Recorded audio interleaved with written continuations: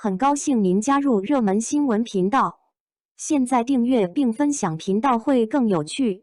真的笑死了，程毅新粉被老粉骗了。程毅这一次围绕 GAP 礼盒引发的新粉被老粉骗事件，可以说是近期粉圈最具戏剧性的一幕之一。不仅过程充满反转，也让不少刚入坑的粉丝上了一堂生动的入圈必修课。事情的起点其实非常日常 ，Gap 推出了程毅同款卫衣礼盒，但恰逢季节更替，气温逐渐升高，不少地区已经开始换上短袖。在这样的背景下，关于要不要买卫衣的讨论迅速在各大社交平台发酵。许多粉丝在评论区和帖子中纷纷表示，现在买卫衣太热了，穿不了，等秋天再说吧，这次就不冲了。这些看似理性、合情合理的发言，很快形成了一种集体共识。然而，正是这种共识，成为了这场反转的伏笔。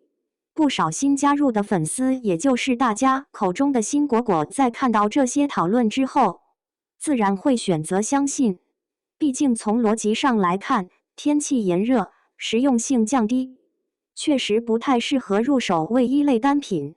于是，他们放下了购物车，甚至还暗自庆幸，这次终于可以理性消费一回。但真正的剧情，从开售那一刻才刚刚开始。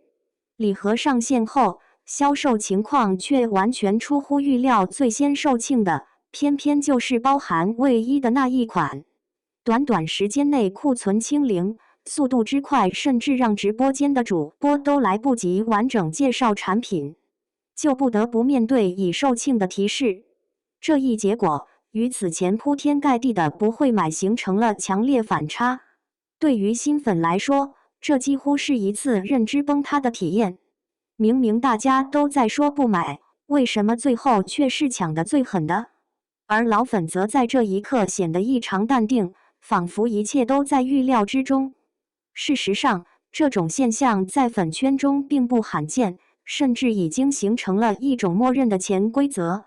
表面上的劝退与理性讨论，往往只是迷惑性发言，真正的行动则体现在开售瞬间的手速比拼之中。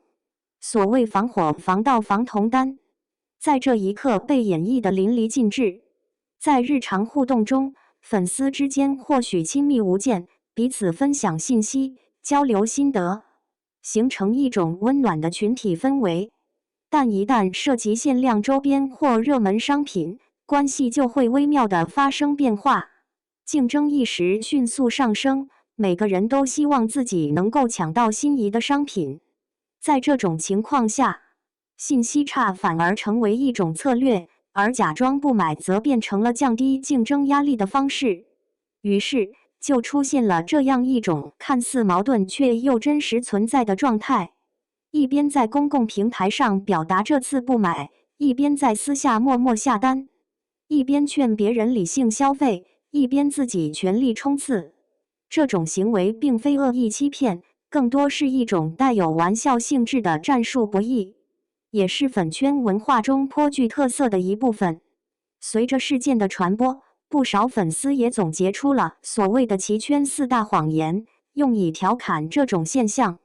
其中包括我是绿心的，这次不买了，拥抱生活了，非公开不去了等等。这些话语表面上看似表达退一步的态度，实际上往往意味着另一种积极参与的方式。对于资深粉丝来说，这几乎已经成为一种心照不宣的默契，但对于新粉而言，却需要一定时间才能逐渐理解其中的含义。从另一个角度来看，这次事件之所以能够引发如此大的讨论，也恰恰说明了诚意本身所具备的强大号召力。无论是品牌联名还是周边产品，只要与它相关，就能够迅速激发粉丝的购买热情。即使在看似不合时宜的季节条件下，依然能够实现快速售罄。这种消费转化能力在当前市场环境中尤为突出。同时，这种嘴上不买，身体很诚实的集体行为，也反映出粉丝情感与消费之间的紧密联系。购买不仅仅是为了实用，更是一种情绪表达和身份认同的体现。在这种情境下，理性往往会被适度搁置，而参与感则成为更重要的驱动力。对于新粉来说，这次经历或许带着一点被套路的无奈，但也正是融入粉圈文化的重要一步。随着参与次数的增加，他们也会逐渐掌握节奏，学会在信息与行动之间做出判断。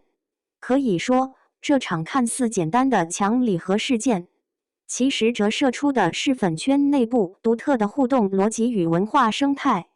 从表层的玩笑与反转，到深层的情感连接与竞争机制，都构成了这一现象的完整图景。